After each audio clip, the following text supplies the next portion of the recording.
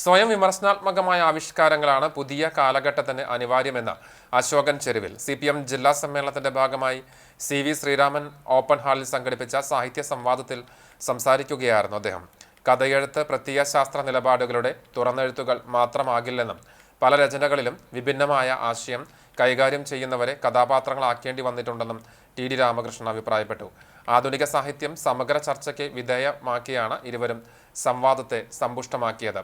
കഥയെഴുത്തുകൾ കൂടുമ്പോഴും എഴുത്തുകാരന്റെ മനസ്സിലുള്ളത് വായനക്കാരനുമായി സംവേദനം ചെയ്യാനായില്ല എന്നതാണ് പല ആധുനികരുടെയും എഴുത്തിന്റെ പ്രശ്നമെന്നും സംവാദത്തിൽ ഇരുവരും അഭിപ്രായപ്പെട്ടു. CPM ജില്ലാ സെക്രട്ടേറിയറ്റ് അംഗം TK വാസു, ജില്ലാ കമ്മിറ്റി അംഗം KF Davis, PG Jayaprakash, CG Raghunath, Subhash P Thankan, Valsan Parannoor, PS Shanu, Mukesh Konganoor എന്നിവർ സംസാരിച്ചു. കോങ്കോ എന്ന് പറയുന്ന ഏറ്റവും ഖനിജങ്ങളാൽ റിച്ച് ആയിട്ടുള്ള രാജ്യം.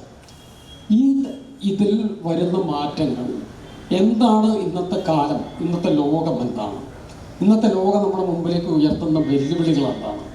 ആ ലോകത്തിലുണ്ടാകുന്ന വളരെ സങ്കീർണമായിട്ടുള്ള, നമുക്ക് പ്രത്യക്ഷത്തിൽ ഒരു പരിഹാരവും നിർദ്ദേശിക്കാൻ കഴിയാത്തത്ര സങ്കീർണമായി പോകുന്ന ഒരു കാലം എന്താണ്? അതിനോടുള്ള സർഗാത്മകമായിട്ടുള്ള കലഹം എന്ന രീതിയിലാണ് ഞാൻ എൻ്റെ എഴുത്തിനെ കാണുന്നത്.